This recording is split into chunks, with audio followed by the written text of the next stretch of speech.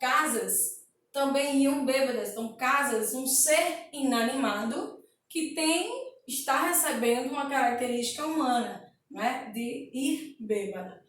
Beleza, gente? Então, aqui tem exemplos de prosopopeia, também conhecida como personificação ou animização. Anota aí. Outros exemplos que eu coloquei para vocês. Oi. A lua pedia a cada estrela fria um brilho de aluguel. Gente, a lua, um ser que não é vivo, pedia, ou seja, tinha uma atitude de um ser humano. Então, aqui, pedia é justamente essa expressão que vai nos indicar a prosopopeia, né? A lua pedia. Os rios, um ser inanimado, que está tendo agora uma ação, uma atitude de humano, se alegravam. Beleza? A gradação. A gradação é muito simples também. Algo vai acontecer gradativamente, certo? Vamos lá, ó. Consiste em organizar uma sequência, tá, gente? Esse tema aqui foi o PowerPoint que atualizou, mas não existe, né? Atualizou para o ano dele, mas o tema não é utilizado mais na nossa língua portuguesa. Quem tiver dúvida, pode ir lá depois assistir novo acordo ortográfico.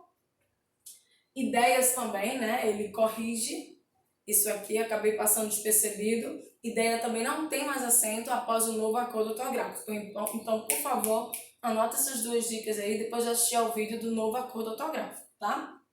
Em sentido crescente ou decrescente, dependendo aí do que você quer explicar, a expressão. Eu tenho o primeiro milhão possuído, excita, acirra, assanha a gula do milionário. Então, estou dizendo gradativamente o que o primeiro milhão que o milionário recebe vai fazer na vida dele, no sentimento dele, né? Em relação à gula, quando recebe esse dinheiro. Esse coração oculto, pulsando no meio da noite, da neve, da chuva, debaixo da capa, do paletó, da camisa, debaixo da pele da carne, Ferreira Goulart. Olha a gradação aqui, gente. É um coração oculto que está pulsando. E aí quem está falando, vamos supor que é o coração de vocês que está pulsando aí, né? Apaixonado. E eu estou aqui falando. Eu vou daqui até em você, certo? Até a sua última capa de pele. Então tá no meio da noite. Vamos supor que você esteja assistindo isso à noite. Da neve, vamos supor que estamos em um local de neve, com chuva. E ainda, esse coração oculto vai estar debaixo da capa, nessa capa de chuva, do paletó, que você está por dentro da capa, da camisa que está por dentro do paletó, da pele, né? Essa é a nossa primeira capa do corpo humano, que é o órgão, da carne, que seria o músculo, até chegar ao coração. Então, eu disse aí etapas, gradações, certo? Isso é uma figura de linguagem também. Apóstrofe, gente. Nossa, apóstrofe é uma figura de linguagem, certo? Que na gramática da língua portuguesa a gente pode chamar de vocativo. Então, o que seria o vocativo na nossa língua portuguesa? Que não é uma função sintática, né? É você chamar, invocar por alguém. Só que invocar aqui não quer dizer invocar espíritos só, né? É um chamamento, tá? Não quer dizer aqui que você vai estar orando, não é isso. Se eu digo assim, Paulo, vem até aqui. Paulo, a quem eu estou me referindo? A quem eu estou chamando é o nosso vocativo. Olha os exemplos aqui, ó. É a invocação ou chamamento de alguém ou de alguma coisa. Corresponde sintaticamente ao vocativo. Anísia amada, se este meu tormento, se estes meus sentidíssimos gemidos. Então, a Anísia amada, de Cláudio Monteiro da Costa, um dos principais autores do arcadismo brasileiro, tá? Então, a Anísia amada, quem é essa pessoa que está chamando? Então, ele está se declarando para ela e chamando o nome dela. Isso é apóstrofe. Senhor, escutai-me, meu estrondoso medo. Então, até dentro de uma oração, a gente usa também o vocativo, que é a mesma coisa de apóstrofe. Beleza? Eu posso dizer assim também, ó céus, que vida difícil. Então, esse ó céus é o nosso vocativo, é a nossa apóstrofe. Legal? paradoxo. Paradoxo também é comum e cai em prova, inclusive em prova de vestibular. Eu já peguei uma prova que chamou, né, de paradoxo, tem um outro nome de oxímoro, que é um termo inclusive mais antigo, mas pode cair ainda, né, na prova. Então, trata-se de uma antítese, porém, o que é a antítese? Não é a ideia oposta? Porém, o paradoxo é uma ideia oposta absurda. Como assim? Vamos lá, um exemplo que geralmente eu dou. O nosso país, né, o Brasil, ele é um país de muitas riquezas minerais. Muitas riquezas. O problema dele, na verdade, é que a nossa distribuição per capita ela não é honesta, não é bem dividida. Então, uns pouquinhos têm de mais e um bocadão, né, a massa tem de menos. Mas o nosso país, ele é rico, muito rico. Porém, olha o paradoxo da nossa vida aí, real. Porém, há um grande índice de miséria e pobreza. Então, isso é um paradoxo. Como é que um país é tão rico, mas tem tantos pobres? Entendeu a ideia do paradoxo? Vamos ver outras ideias. Amor é um fogo que arde sem se ver, ferida que dói, não se sente. É um contentamento descontente, é dor que desatina sem doer. É um não querer mais que bem querer, é um andar solitário por entre a gente. Camões é um autor português, né? Ele não é daqui, não é da nossa época, faz parte da literatura portuguesa, estrangeira, antes mesmo do Brasil ter sido descoberto, tá? E aí nesse poema muito conhecido nele, há um paradoxo, porque ele diz assim, como é que o fogo, o amor é um fogo que arde, como é que algo arde e eu não vejo? Está ardendo. O amor é uma ferida que dói e eu não sinto ao mesmo tempo. Isso chega a ser ilógico, né? É um não querer mais que bem querer, ou seja, eu quero e não quero, e quero tanto que não quero. Nossa, que loucura! Isso é o que o amor vai fazer com você, se você não sentiu ainda, hein? É um andar solitário por entre a gente, ou seja, você mesmo na multidão se sente solitário. Então isso é um paradoxo, isso é um paradoxo poético, né? Eu comecei com um paradoxo da vida real, mas aqui é um paradoxo poético, um paradoxo romântico, um paradoxo sobre o sentimento, o amor, tá bom? A próxima escola literária aqui é Zeugma, que é muito confundida com a elipse, que eu vou falar daqui a pouquinho, tá?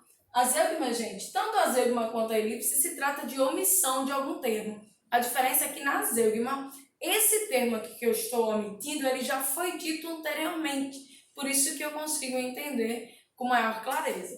Por exemplo, uma parte de mim é multidão, outra parte estranheza e solidão. O que foi que eu omiti aqui, gente? Ó, uma parte de mim é multidão. Normalmente as pessoas poderiam dizer, outra parte é estranheza e solidão. Então eu omiti o quê? O verbo é. Mas eu só entendi, gente, porque esse verbo ele disse antes, ele foi dito antes, foi expresso antes no texto. Se não fosse assim, eu não conseguiria entender. Então, a zeugma é quando você emite um termo que já foi dito anteriormente, tá? Olha outro exemplo aqui. Aqui é sempre o conceito, tá? Que eu coloco. Vamos para os exemplos. Alguns estudam, outros não. Ou alguns estudam, outros não estudam. Como assim? Vamos lá. A frase é alguns estudam, outros não. O que foi que eu omiti aqui, gente? O verbo estudar. Se eu digo alguns estudam, perdão, outros não, você entende implicitamente que eu estou dizendo que outros não estudam. Mas aqui eu corrigi, tá? Depois de 2 pontos eu corrigi, ó. Corrigi, na verdade, para você entender, tá? Porque essa expressão aqui não está errada, essa frase. Simplesmente a gente faz uso disso não só numa linguagem informal, mas também numa linguagem formal, dentro de um texto dissertativo, para deixar o texto mais conciso, não é só coerente, mas é conciso, sabe? E evitar repetição de palavras, entenderam? Olha outro exemplo. O meu pai era paulista, meu avô, pernambucano, meu bisavô, mineiro, meu tataravô, baiano. O que foi que eu omiti? Olha aqui, o meu pai era paulista. Então eu omiti o era, para não dizer, meu pai era paulista, meu avô era pernambucano, o meu bisavô era mineiro, meu tataravô era baiano. Então eu só precisei dizer uma vez, e quando eu dei sequência das frases, pelo contexto, pela situação da comunicação, né, situação comunicativa, você conseguiu entender o que todos os outros elementos da família eram, né? Que estado eles eram, ok?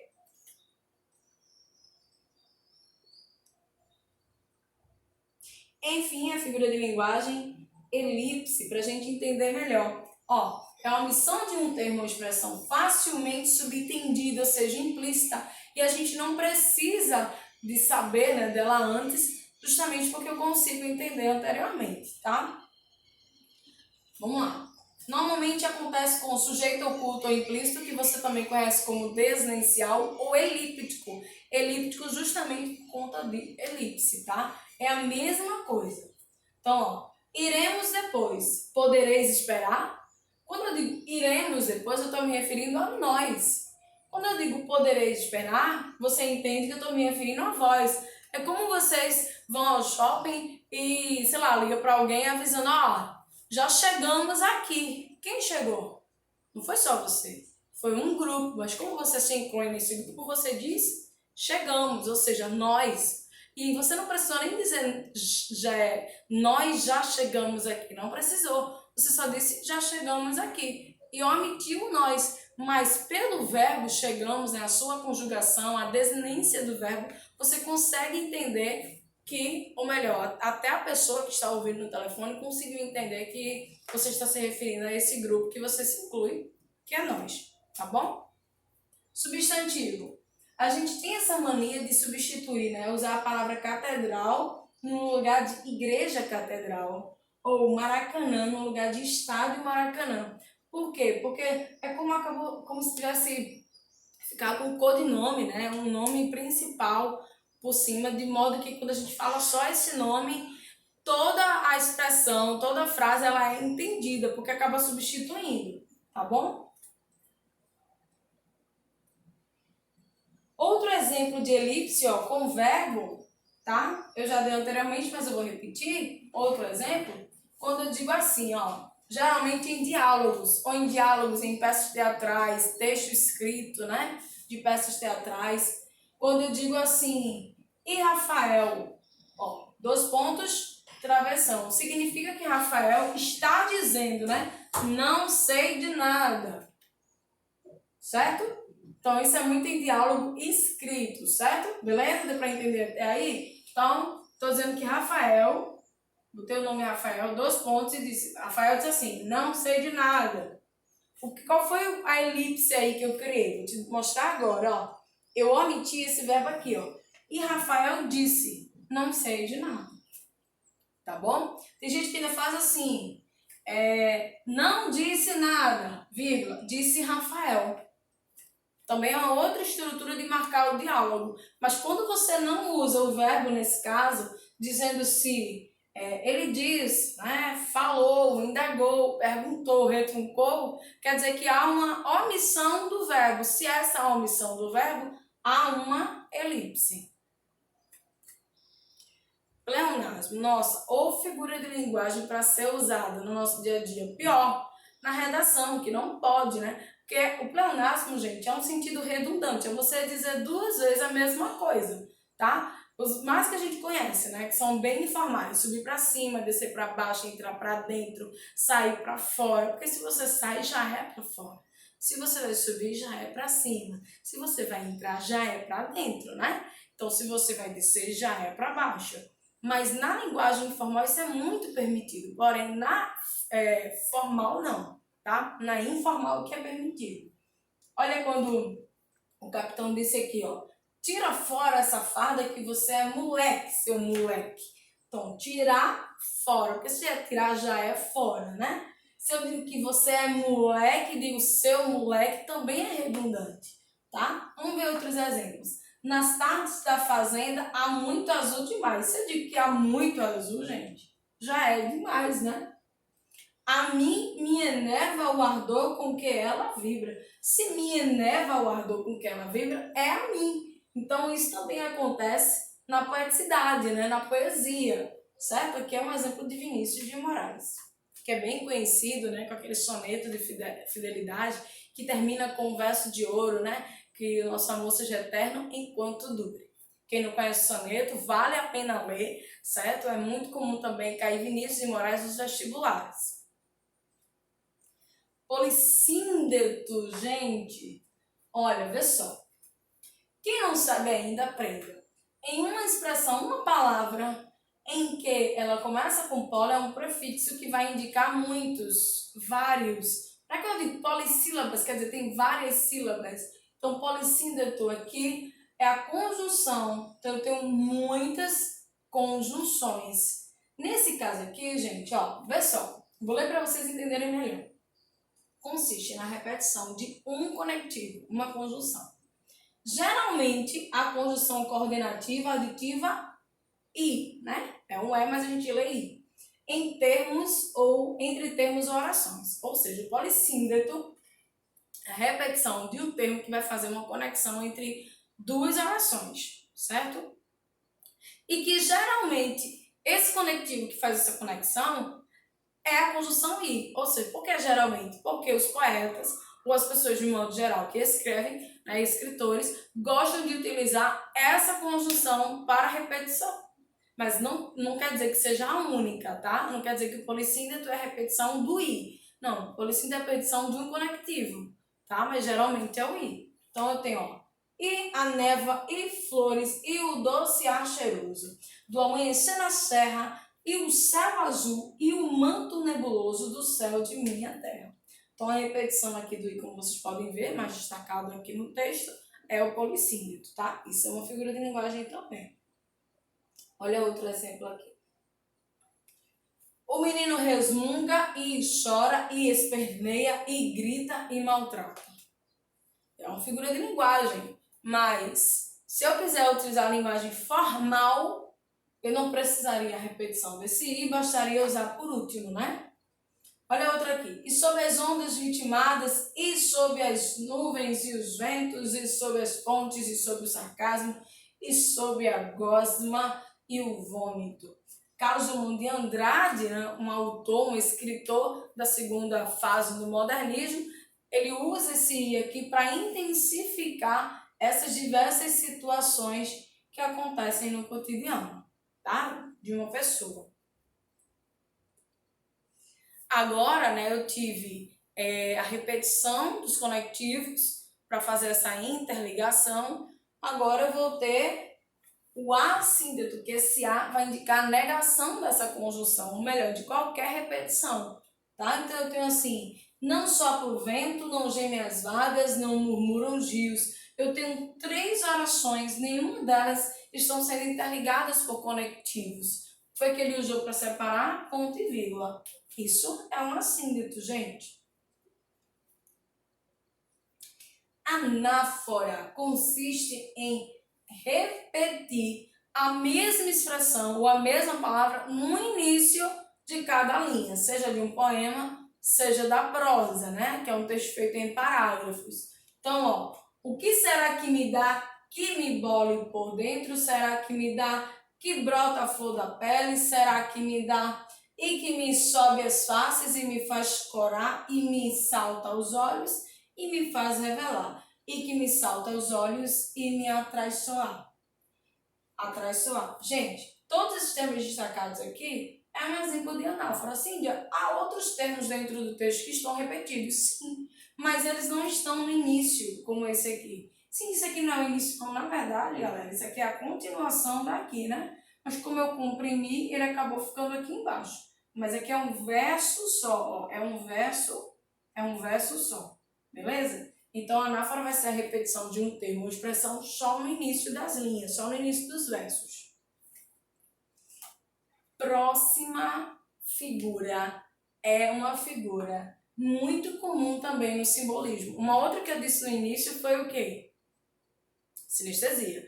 Agora eu tenho uma literação e depois eu tenho uma sonância. São as 3 principais figuras de linguagem do simbolismo, certo? Simbolismo aí que é uma escola literária que aqui no Brasil chegou no final do século XIX, bem no finzinho, durou até um iniciozinho do século XX, tá?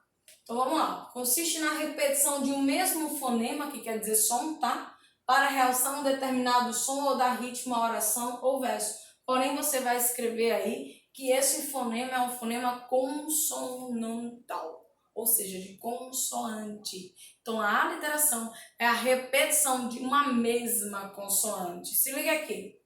Vozes veladas, veludosas vozes, volúpias de violões, vozes veladas, vagam nos velhos vótices, velozes dos ventos, vivas vãs vulcanizadas. Qual foi a consoante aqui que a gente repetiu excessivamente, inclusive, né? Quem não percebeu, eu acho meio difícil, alguém não ter percebido, justamente o Vzinho. Não só a repetição do V, mas assim, a própria pronúncia dele, né? Não é o caso do V, mas eu poderia aqui, por exemplo, ter o Z. Se o Z variar de pronúncia, porque o Z, ora tem som de Z mesmo, mas ele pode ter som de S. Mas se ele muda o som, eu já não tenho mais a literação, tá? Eu tenho que ser a mesma letra que expresse o mesmo som, beleza? Esse trechinho aqui é de um soneto, né, de Cruz e Souza. Cruz e Souza é um dos principais autores do simbolismo, tá? Cruz e Souza, ele também é conhecido, ele tem um atributo chamado de Dante Negro, ou Cisne Negro, que é uma antonomásia, como eu falei anteriormente para vocês, para este autor, certo? Olha aqui a próxima escola literária, como eu falei, também comum no simbolismo brasileiro. É a repetição de vogais na mesma frase. Do mesmo jeito que a literação repete uma consoante, a repetição desse som da consoante, a assonância repete a mesma consoante. Então, vai repetir o mesmo som dessa consoante. Tá? Então, sou um mulato, nato no sentido lato, mulato democrático do litoral. Então, houve aí a repetição, né? Ato, ato, ato, ato, certo? Aqui eu tenho anule aliterações altamente abusivas, né? Então, é uma propaganda aí que vai brincar com o setor humorístico e vai utilizar a repetição da vogal A. Por isso, a sonância. Beleza? Aqui, ó, na publicidade da Coca-Cola, né? Coca-Cola. Co-co. Ca-co. Então, essa repetição do K, eu tenho aliteração. E aí, fizeram uma frase criticando a aliteração, que é a repetição da consoante, fazendo de que forma? Repetindo uma vogal, que é a repetição da assonância. A onomatopeia, gente, é uma figura de linguagem, acho que aqui não deu para entender, né? Acabou ficando da mesma cor, não percebi, mas eu vou ler para vocês. Vou ler aqui e vocês vão entender. Pessoal, consiste na imitação do som ou da voz natural dos seres. Quem não entender, vamos lá. A onomatopeia é a representação gráfica, ou seja, escrita de um som. Se você ouve o barulho do relógio, é tic-tac, tic-tac. Aí você vai escrever tic-tac, tic-tac. A gente automaticamente, na escrita, lendo isso, vai perceber que isso, na verdade, no som, é o som do relógio, certo? É muito comum a onomatopeia em história em quadrinhos, nas tirinhas, né? Aquele bam, indicando uma bomba, pss, indicando que a pessoa está pedindo um silêncio, né? Shhh, assim também, indicando silêncio. Sniff, sniff, quer dizer que a pessoa está espirrando. Em outras tirinhas vocês podem ver sniff, sniff, como se a pessoa estivesse chorando, né? Porque geralmente o nariz já começa a escorrer. Então, há vários tipos, ou melhor, há vários exemplos de onomatopeia. Mas a onomatopeia é isso, é representação escrita de um som. Por exemplo, sem coachar aqui, eu escrevi o barulho que um sapo faz, tá? Sem coachar dos sapos ou cri-cri dos grilos, como é que poderíamos dormir tranquilos na nossa eternidade? Outro exemplo aqui, ó. No tic-tic-tac do meu coração renascerá. Quer dizer, timbalada, né? Lembra dessa música? Antiga. Então, o tic-tic-tac do meu coração é o meu coração que está batendo para você. Isso é onomatopeia. O barulho, o som que meu coração faz, eu representei agora na escrita. Beleza? Catacrese. Nossa, é muito comum a gente usar catacrese. Olha aqui que exemplo. Deixa eu ver aqui. Esse aqui ainda tinha mais. Olha o que é. É um uso impróprio de uma palavra ou expressão por esquecimento ou ausência de um termo, tá? Como assim? Eu digo espalhar dinheiro. Aí coloquei aqui o significado. Separar palha. Que na verdade aqui, espalhar dinheiro é como se fosse espalhar palha e ele some de uma maneira rápida na nossa vida. Quando chega, no instante acaba, né? Mas essa expressão é uma expressão antiga, espalhar dinheiro. Quer dizer, quando o dinheiro chega, eu saio espalhando por aí. Em que sentido? Saio pagando todas as contas, né? Distrai-se um deles a enterrar o dedo no tornozelo inchado. Então, esse enterrar o dedo aí seria o quê? Na verdade é você colocar, não é? Fazer um cuidado ali, uma higienização no joelho, passar um remédio, depois a faixa, né? E é inevitável que a pessoa que está com o joelho doendo não sinta essa dor, porque é lógico que quando o enfermeiro vai tocando, a gente acaba sentindo essa dor. Então, para nós que está sentindo essa dor, vai dizer o quê? Ele enterrou o joelho, o dedo. Quando na verdade não, né? Só porque está muito sensível. Aqui, a casa do botão não serve para morar. Gente, essa aqui é uma frase para ter humor, né? Uma brincadeira. Casa do botão, como assim? Você tem aquela camisa social de botão, onde você coloca o seu botãozinho melhor, da camisa. Não tem um buraquinho? Pronto. Ali a gente chama de casa do botão. É justamente onde você coloca o botão da camisa.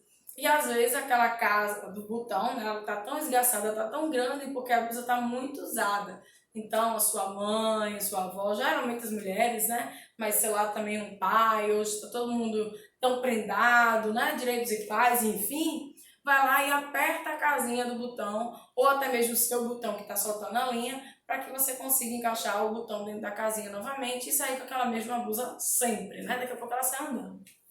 O braço do sofá era macio. Gente, quem já viu o sofá ter braço? Ele não é um ser humano para ter braço, mas a gente, né, dá nome para tudo. Como o braço do sofá não tem um nome específico, a gente acaba falando de braço do sofá. Como o braço da cadeira, o pé da mesa, o pé da barriga, tudo isso a gente chama de catacrese, né? A orelha do livro, que quando fica dobrada, amassado, certo? Tudo isso é catacrese. Estamos chegando ao final. Hipérbato ou inversão. Qualquer um dos dois nomes é a mesma coisa. Consiste em quê? Vê só. Uma oração, um período, né? Ele consiste em sujeito mais predicado. Essa é a ordem, tá? Tá aqui, sujeito, predicado. Para você que está me assistindo, é essa ordem, né? Sujeito, predicado. Se você inverte, escreve predicado, depois sujeito, ou pega o objeto lá no predicado, o objeto do verbo, traz para antes do sujeito, aí, objeto, sujeito e o verbo, você muda essa ordem, ou seja, você inverte. Se você inverte, você vai ter uma inversão ou um hipérbato. Vamos a um exemplo, vê só. Morreu o presidente. O sujeito é o presidente, então é o presidente morreu. Essa é a ordem direta, só que eu escrevi na ordem inversa, beleza? Por isso é o hipérbato. Durante o dia estudava bastante para o teste. Gente, durante o dia, para quem já assistiu ao vídeo vai saber que durante o dia é uma adjunta adverbial de tempo. Todo advérbio ou locução adverbial tem que vir no final da frase. Se você desloca para o início da frase, né? Essa vírgula é obrigatória, vocês vão ver no meu vídeo de vírgula, certo? Essa vírgula é obrigatória, então eu tenho estudar bastante para o teste, alguém, né? Um sujeito implícito aqui. eu tenho uma ordem inversa. Se a ordem direta é estudava bastante para o teste durante o dia e eu desloco isso, fazendo essa frase ser uma frase não direta, eu tenho um hipérbato, ok? Então, aqui, ó, se você inverte as ordens dos termos dentro de uma oração, é inversão. Porque a ordem direta dentro de um período, dentro de uma oração, é sujeito e depois predicado. Sujeito, o verbo e os seus elementos, os seus complementos, certo? Os seus termos. Se você pega qualquer termo do predicado e joga para antes do sujeito, eu tenho uma ordem indireta, ou seja, um hipérbato ou inversão. Beleza? E aqui eu finalizo, né, nossa aula sobre figuras de linguagem. Se você tiver alguma dúvida, pergunta aí nos comentários, não deixa de se inscrever e curte se gostou, certo? Se tiver alguma crítica também não tem problema, comenta e aí a gente aprende junto e cresce junto também.